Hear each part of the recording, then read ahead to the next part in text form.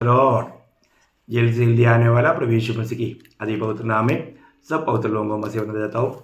प्रभु की बड़ी अनुग्रह है। प्रभु ने और भी एक दिन हमें दान दिया और इतना ही नहीं, प्रभु का वचन सुनने के लिए सुनाने के लिए प्रभु ने मौका दिया। कितना भाग्यवान अवस्था है जो भी व्यक्ति ये वचन सुन रहा है और जो सुनाने वाला हम लोग भी, ये भाग्य अवस्था में प्रभु ने हमको लाया। तो हम लोग इन दिनों में जो अध्ययन कर रहा है, एक एक विषय पर हम लोग करता है, तो वो विषय पर लोगों को सही ज्ञान मिलना चाहिए, ये हमारा उद्देश्य है। तो हमने ये माला इन दिनों में ध्यान करने वाला विषय को हमने मेन हेडिंग जो दिया था, उद्धार का भिन्न भिन्न अनुभव, उद्धार का भिन्न भिन्न अनुभव। तो उसमें हमने सबसे पहले ध्यान किया था नया जन्म। नया जन्म के बारे में इससे पहले भी बोला, मैं एक और डायरेक्शन में आपको वो बात संक्षिप्त में समझाया। हम लोग नया जन्म पाया हुए लोग हैं, प्रभु के लोग मंडली नया जन्म पाया हुए लोग हैं। तो मंडली के लोग नया जन्म पाया हुए लोगों के बारे में जब पहला यूहन्ना 3 अध्याय उसका 9 वचन में यूहन्ना बोलता है, जो कोई परमेश्वर से जन्मा है वह पाप नहीं करता, क्योंकि उसका बीज उसमें बना रहता है और वह पाप कर ही नहीं सकता। कितना सुंदर बात है ना, ये एक सच्ची बात है। जब हम प्रभु में आने से पहले पाप करने के लिए हमें कोई भी शर्म नहीं था, कोई डर नहीं था, क्योंकि हम पाप का गुलाम था। जो पाप करता है वो पाप का गुलाम है। परंतु अभी हम उद्धार पाया हुआ अनुभव में हमको प्रभु की आत्मा मिल गया, हमें पाप क्षमा मिल गया। अभी हमें उस स्वभाव से प्रभु ने हमें मुक्त किया, वो सड़ाहट था। अभी हम ईश्वरीय स्वभाव का भागीदार बना। दूसरा पत्रोस 1:4 आपको मालूम। परंतु यहाँ पर वही यूहन्ना, पहले यूहन्ना 5:18 में यूहन्ना क्या बोलता है मालूम है? 5:18, हम जानते हैं कि जो कोई परमेश्वर से उत्पन्न हुआ है वो पाप नहीं करता, पर जो परमेश्वर से उत्पन्न हुआ है उसे वह बचाए रखता है और वह दुष्ट उसे छूने नहीं पाता। देखा, एक्चुअली यहाँ पर विषय पढ़ने के टाइम पर कई लोगों को क्लियर नहीं हो शब्द। उसको वो बचाए रखता है बोलेगा तो प्रभु बचाए रखता है, ऐसे नहीं, अपने आप को कूद को बचाए रखता है, अपने आप को कूद को बचाए रखता। एक बकरी कभी भी मतलब कीचड़ देखता है तो उधर ही नहीं जाता, वो उससे बचा कर रखता। और जो एक सुअर है तो सीधा जाकर जब करता, उसको अच्छा लगता। वो पापी इंसान का बात है। और एक उद्धार पाया हुआ व्यक्ति, बिल्कुल प्रभु की आत्मा पाया हुआ व्यक्ति है, नया जन्म पाया हुआ व्यक्ति है, वो अपने आप को बचा कर रखता, वो पाप में गिरने नहीं देता या वो पाप होने नहीं देता। प्रयोग आज अपना अवस्था कैसा है?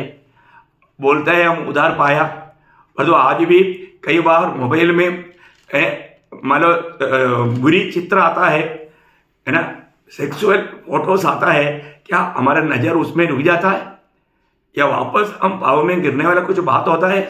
ये बात को परखना।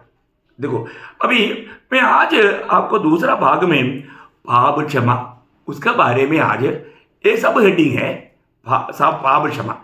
देखिए, मतलब उद्धार का भिन्न भिन्न अनुभव में ये एक पहला एक उप हेडिंग है पाप क्षमा। पहला नया जन्म था, अब ये दूसरा पाप क्षमा है ना। पाप क्षमा, आपको मालूम है मनुष्य को परमेश्वर का दुश्मन कौन बनाया? पाप ने, पाप, क्योंकि पाप ही परमेश्वर का दुश्मन है, शत्रु है।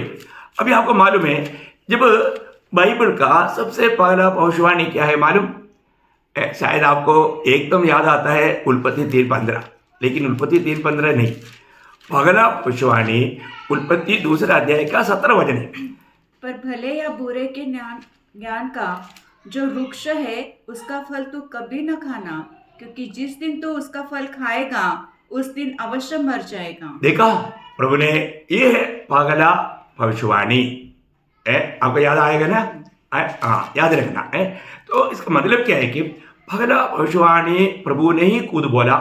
जब पाप नहीं था, जब मृत्यु नहीं था, उस समय में ये दोनों बातों का बारे में प्रभु ने बताया। अभी आपको मालूम है ये एक ही पाप से 3 प्रकार का मृत्यु उनके जीवन में आया है ना। आत्मिक मृत्यु, शारीरिक मृत्यु और दूसरा मृत्यु बोलेगा तो हमेशा के लिए प्रभु से अलग होने वाला बात। आपको मालूम है जब हम लोगों का प्रभु के साथ का नाता कट गया था, है ना। जब एफिसियों का पत्र दूसरा अध्याय का 1-2 वचन में हम लोग पढ़ता है कि हम पाप और अतिक्रमण के कारण मरे हुए थे, है ना। एफिसियों 2:1-2 उसने तुम्हें भी जिलाया जो अपने अपराधों और पापों के कारण अपने अपराधों और पापों के कारण मरे हुए थे। देखा, हमें जिलाया, प्रभु ने हमको जिलाया, हम लोग मर गया था, है ना। हमें प्रभु का संबंध हमारे आत्मा में नष्ट हो गया था, पर तो अभी प्रभु नया जन्म के द्वारा, नया जन्म में क्या हुआ, प्रभु ने हमें आत्मा को जिलाया और आत्मा में प्रभु ने आनंद जीवन या प्रभु कूद आया। आपको मालूम है ये चित्र सुंदर रीति में आपको कई बार मैंने आपको बताया था, इसके 36 अध्याय का 26 वचन में, मैं तुम्हें एक नया आत्मा दूंगा। नया आत्मा का मीन्स हमारा ही आत्मा प्रभु का संबंध में आने वाला वो अवस्था, प्रभु के संबंध में आया और उस आत्मा में प्रभु ने क्या किया, प्रभु का आत्मा को भी दिया। देखा, बहुत बड़ी बात है। अभी नया जन्म पाया हुआ एक लोगों में प्रभु के साथ का संबंध में आ गया, मतलब जीवन में आ गया, प्रभु के साथ का संबंध में आ गया। तो ये है, जब हम नया जन्म पाता है, उद्धार पाता है, उनको प्रभु उनके आत्मा में आकर के प्रभु के साथ का संबंध जोड़ गया। लेकिन तभी भी उसको एक और मृत्यु है, शरीर का मृत्यु, क्योंकि रोमियो 6:23 में लिखा है पाप का मजदूरी मृत्यु है।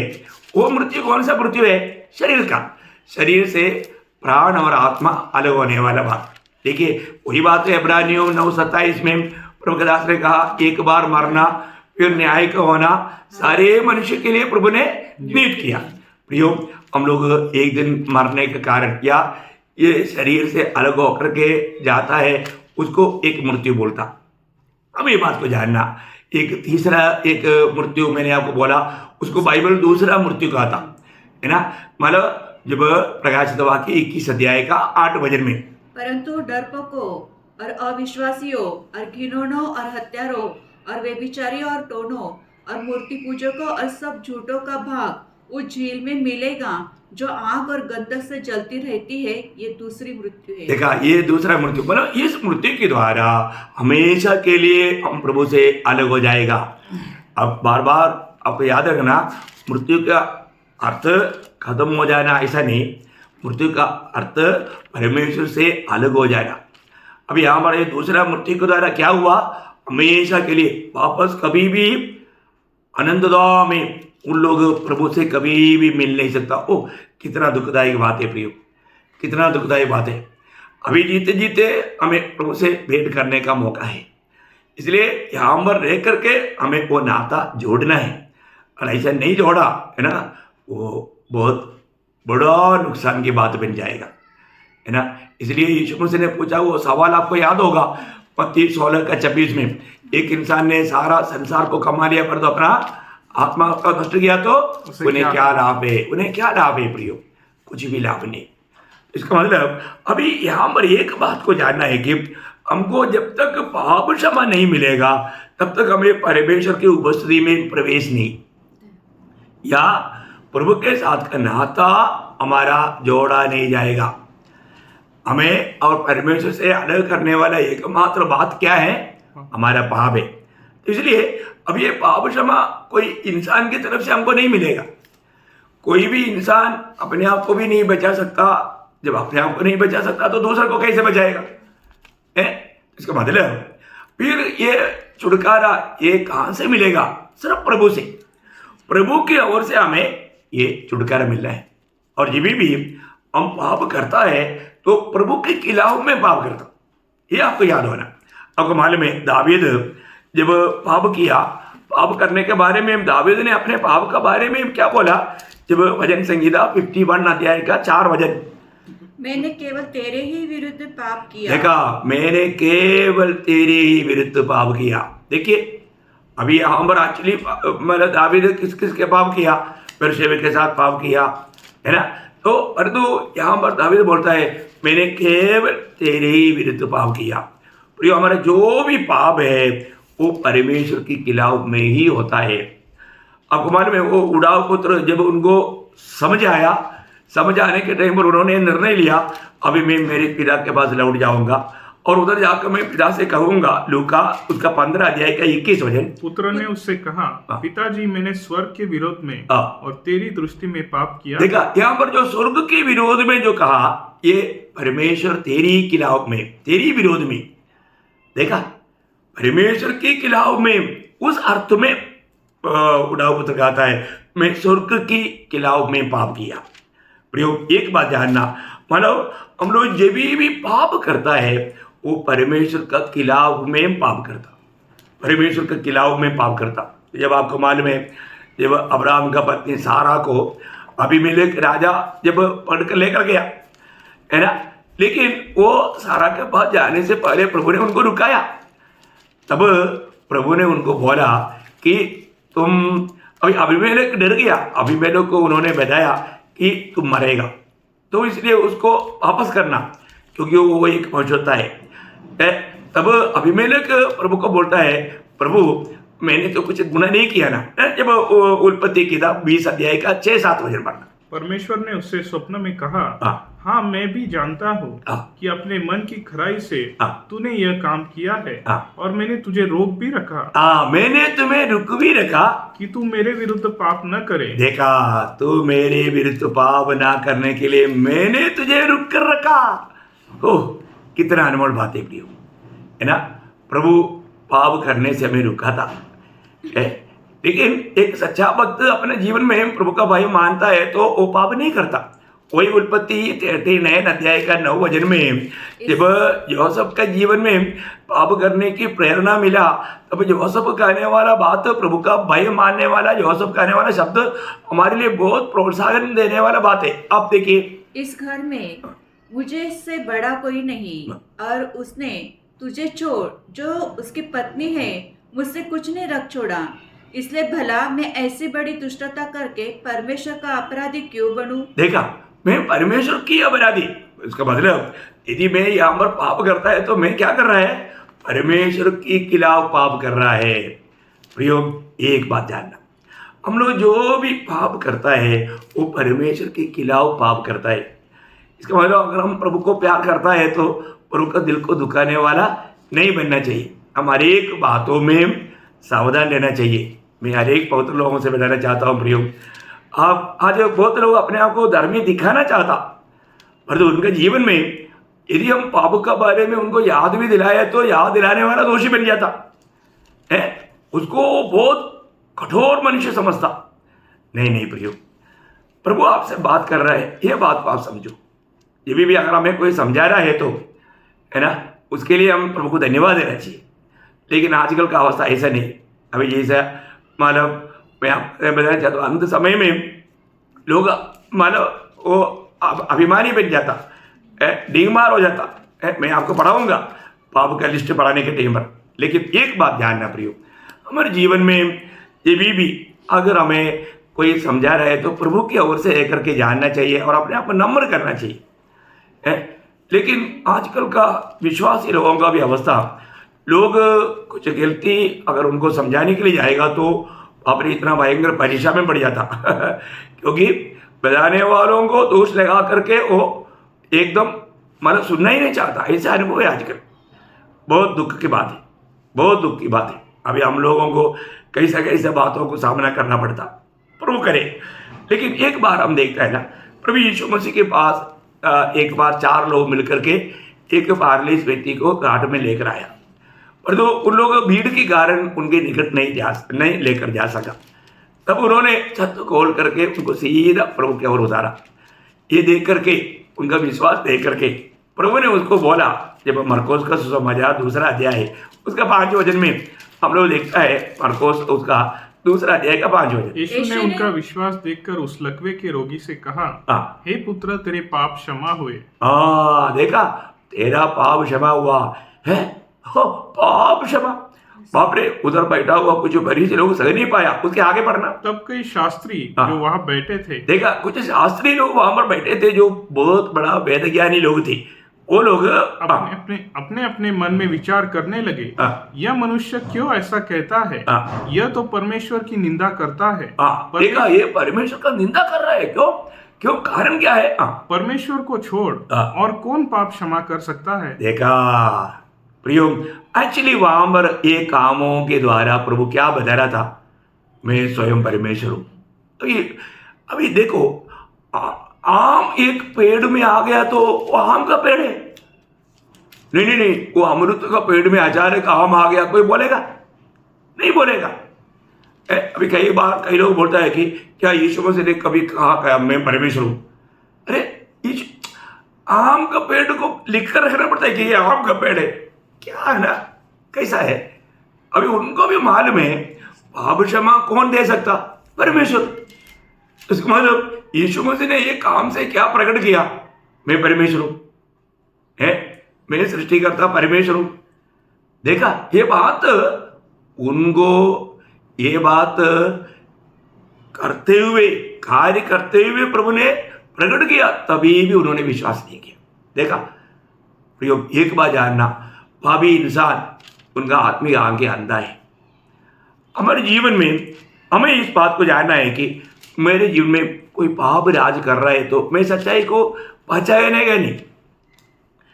मैं आपको कुछ पाप का लिस्ट जो बाइबल में दिया, कुछ वचनों को मैं पढ़कर आपको सुनाना चाहूंगा। ऐसा पाप है जो कि उनका हृदय का दृष्टि को अंधा करके सत्य वचन को, सच्चा परमेश्वर को जानने में रुकावट डालता।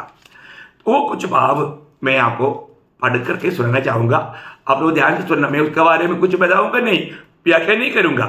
पहला यीशु मसीह ने जो बताया हुआ शब्द है मरकुस 7 अध्याय का 21 से 23 तक वचन। क्योंकि भीतर से अर्थात मनुष्य के मन से बुरे बुरे विचार, व्यभिचार, चोरी, हत्या, परश्रीग्रमण, लोभ, दुष्टता, छल, लुचपन, कुदृष्टि, निंदा, अभिमान और मूर्खता निकलती है। ये सब बुरी बातें भीतरी से निकलती है और मनुष्य को अशुद्ध करती है। देखा, मनुष्य को अशुद्ध करने वाला, मनुष्य को प्रभु से दूर करने वाला कुछ पापों का बारे में यहाँ पर यीशु मसीह ने बोला। अभी पौलुस पाप का बारे में कई पत्रियों में बहुत विस्तार से बताया। मैं वो बात भी आपको याद रहने के लिए बताता हूँ।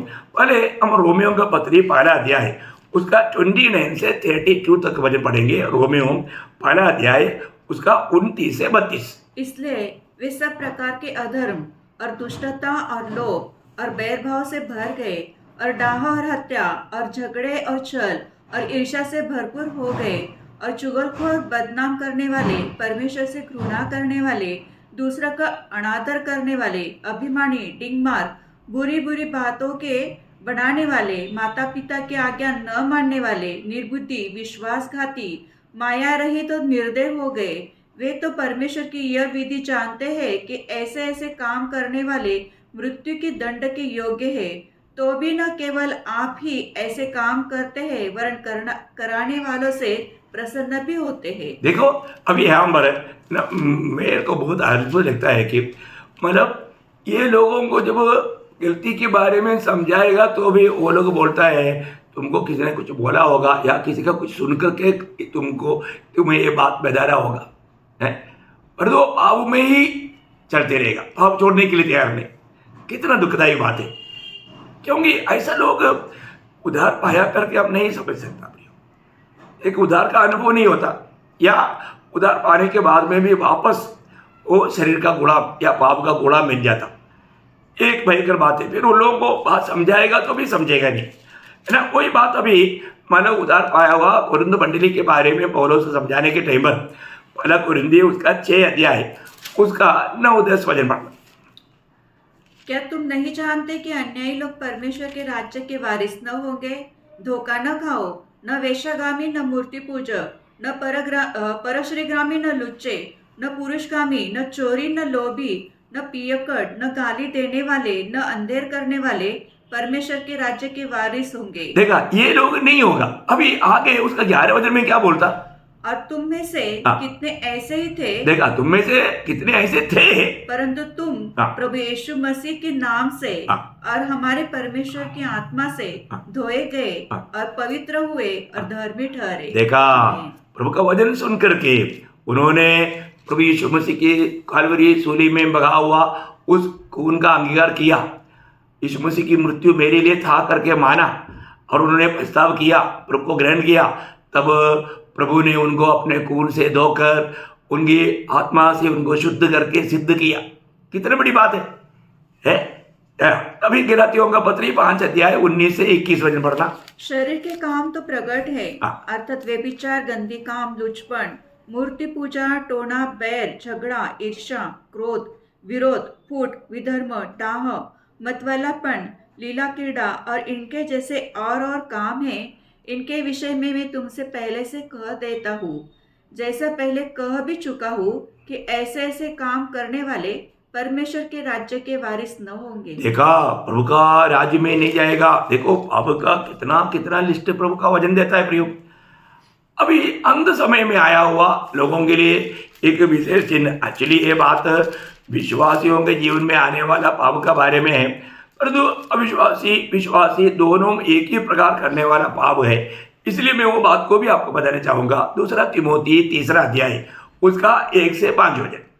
पर यह स्मरण रख कि अंतिम दिनों में कठिन समय आएंगे, क्योंकि मनुष्य स्वार्थी, लोभी, डिंगमार, अभिमानी, निंदक, माता पिता की आज्ञा टालने वाले, कृतज्ञ, अपवित्र, दया रहित, क्षमा रहित, दोष लगाने वाले, असंयमी, कठोर, भले के बैरी, विश्वासघाती, डींग, घमंडी और परमेश्वर के नहीं वरन सुखविलासी ही की चाहने वाले होंगे। वे भक्ति का भेष तो धरेंगे पर उसकी शक्ति को न मानेंगे। ऐसों से परे रहना। देखा, वो सख्त जरा भी नहीं प्रिय।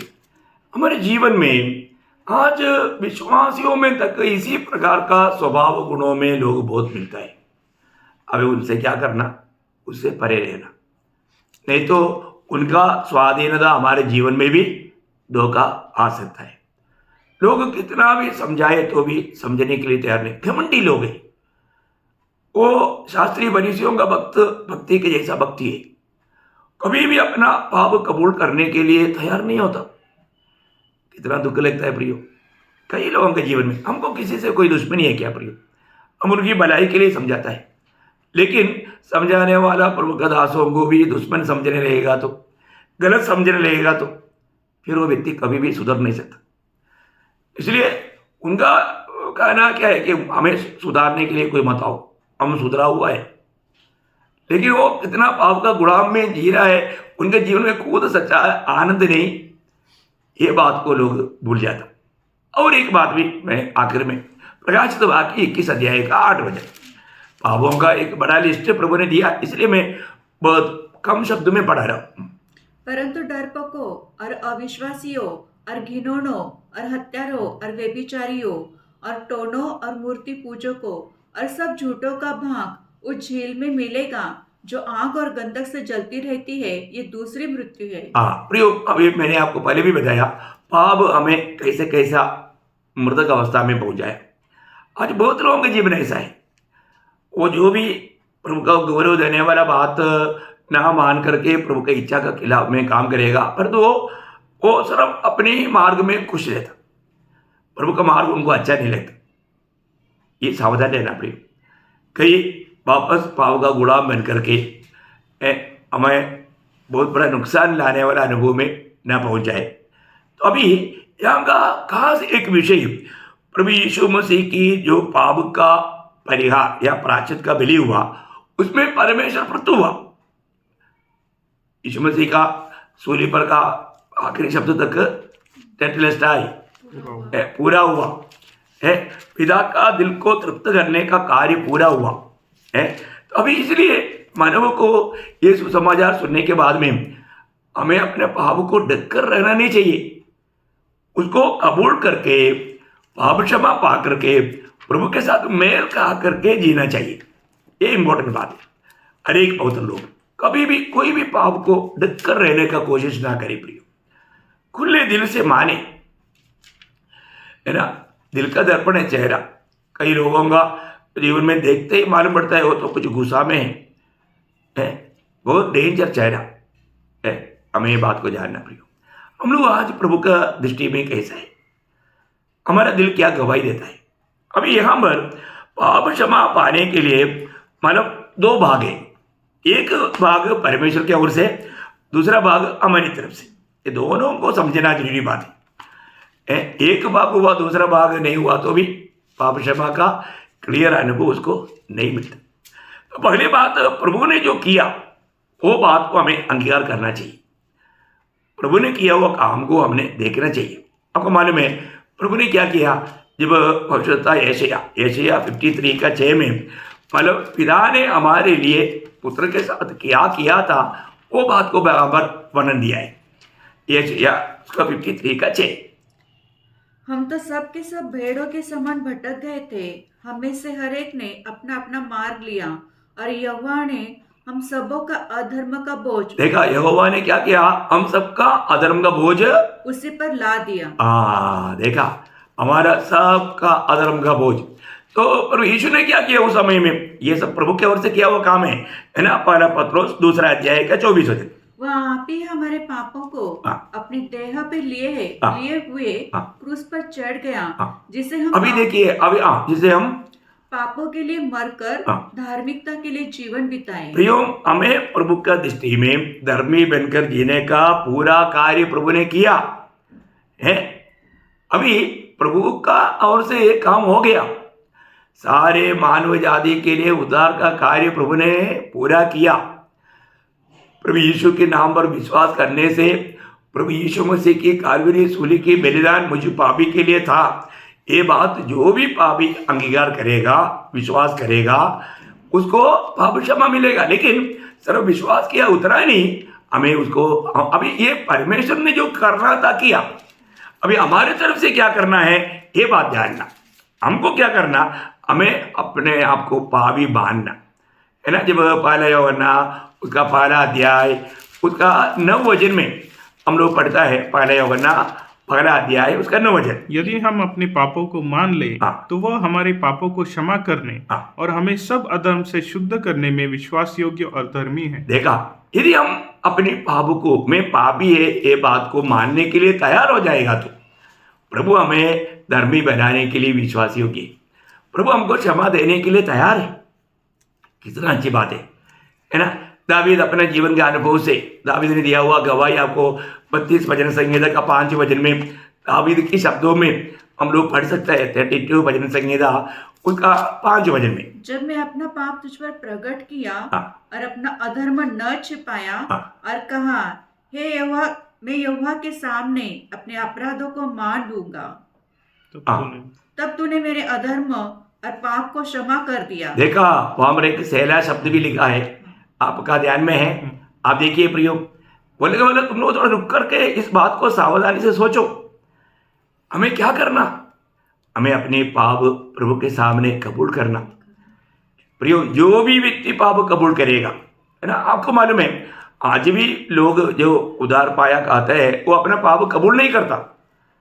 वो अपने आप को मतलब धर्मी समझ करके अपने पाप कबूल करने के लिए तैयार नहीं होता। आपको याद है ना, यीशु मसीह ने 2 लोगों का जो दृष्टांत में बताया, एक मानव एक शास्त्री और एक चुंगी लेने वाला है। वहाँ पर क्या हुआ? लूका 18 अध्याय है ना, तो उसका 13-14 वचन। परंतु चुंगी लेने वाले ने दूर खड़े होकर स्वर्ग की ओर आंखें उठाना भी न चाहा, वरन अपनी छाती पीट पीट कर कहा, हे परमेश्वर, मुझ पापी पर दया कर। मैं तुमसे कहता हूँ कि वह दूसरा नहीं, परंतु ये मनुष्य धर्मी ठहराया जाकर अपने घर गया, क्योंकि जो कोई अपने आप को बड़ा बनाएगा वो छोटा किया जाएगा, और जो अपने आप को छोटा बनाएगा वो बड़ा किया जाएगा। देखा, आज भी बहुत लोगों को फरीसी के मन है, हम उन किसी के जैसा नहीं, हम तो कुछ हमारा ये है मतलब उनको कभी भी पाप कबूल करने वाला ये अनुभव है ही नहीं। कितना दुख की बात है प्रियो। हमारे जीवन में हम प्रभु की उस ज्योति में आकर के रोज हमें मन फिरावट का अनुभव चाहिए। रोज हमारे में गिल्टी होता है, पाप होता है, हमारा दृष्टि से, हमारे विचार से, हमारे बोली से, चाल चलन से, कई रीति में हमें रोज मन फिरना चाहिए प्रियो। मन फिरावट हमारा आखिरी वक्त तक होना चाहिए। किसी प्रकार का भी कोई भी पाप हमारे ऊपर प्रभुता करने ना दे, है ना। तो जो भी गलती होता है, पाप प्रकट होता है, हम प्रभु के निकटता में जितना जाएगा उतना अधिक छिपे हुए कई पाप हमें प्रकट होते जाएगा। अब जितना ज्योति के निकट जाता है, तो आज लोग ज्योति के निकट नहीं जाता, इसलिए उनको पाप प्रकट नहीं होता है ना। ऐसे ही प्रभु के निकट गया तो मैं आशुतोष वाला मनुष्य बोलकर चिल्लाने लगा, रोने लगा, है ना। आपको याद है ऐसे 6 अध्याय में उसी प्रकार जब मानो ईयोब प्रभु के निकट गया, ईयोब 42 अध्याय में हम देखते हैं कि ईयोब रोने लगा है। ओ प्रियो, आप जितना भी प्रभु ने तक गवाही दिया हुआ एक भक्त है ईयोब, लेकिन वो भी चिल्लाने लगा। क्यों? जब हम प्रभु के और भी निकट जाता है तो प्रियो वो अति पवित्र महान स्वर्गीय पिता के सामने हमारा गिल्टी हमें दिखना चाहिए। रोज प्रभु के निकट जाओ प्रियो, प्रभु के निकट जाओ, अपनी गलतियों को कबूल कर, कभी भी घमंडी ना बने, कभी भी अटीला स्वभाव ना ले। अगर कोई भी हमें समझाता है तो समझे प्रियो, कभी भी अपना दिल कठोर ना करे। दिल कठोर करेगा तो वो जीवन से दूर हो जाएगा। कई बार कई लोगों का अवस्था देख करके हमको रोना आता है ना। फिर वो हमेशा दोषी लगाते रहता, क्योंकि ऐसा एक आत्मा उनको राज करने लगा। दुखदायी बात है प्रियो, अपनी आनंदता को नष्ट ना करो। इसलिए कई लोगों को उनका पाप के बारे में बताने के लिए भी थोड़ा सावधान रहना पड़ता, लेकिन लोग नहीं मानता प्रियो। आज इतना एक कठिन समय आ चुका है। अंत समय का वो चिन्ह जो आपने थोड़ी देर पहले पढ़कर सुना, 2 तिमोथी 3 का 1 से 5 वचन में वापस नहीं पढ़ा रहा हूँ, याद रहे प्रियो। अपने जीवन में किसी कारण भी हम दोषी ना ठहरे, हम कोई ऐसा पाप का गुलाम ना बने। एक सच्चा पवित्र जीवन रोज, अभी आप उधार पाया व्यक्ति, हमें रोज जो हमारे जीवन से होने वाला पापों को कबूल करना, वो पाप किया वो प्रभु का पक्का बताना, और किसी के साथ हुआ है तो उसका मेल खाना, ये दोनों चाहिए प्रियो, नहीं तो आप पवित्रता में बढ़ नहीं पाएगा। इसलिए सावधान रहना प्रियो। एक सच्चा पवित्र विजयी जीवन बिताने के लिए प्रभु ये वचन सुनने वाला आप सबको सहायता करें। और अगला क्लास में आपको मतलब एक व्यक्ति का उधार पाने से पहले उसकी पाप का अवस्था क्या था, और उधार पाने के बाद में उसके जीवन में पाप का अवस्था क्या है, वो अगला क्लास में मैं आपको बताऊंगा। आप फिर से मिलने तक प्रभु आपको बहुत आशीष दे, प्रभु के पंखों दे, प्रभु आपको संभाले, प्रभु को महिमा मिले। आमीन।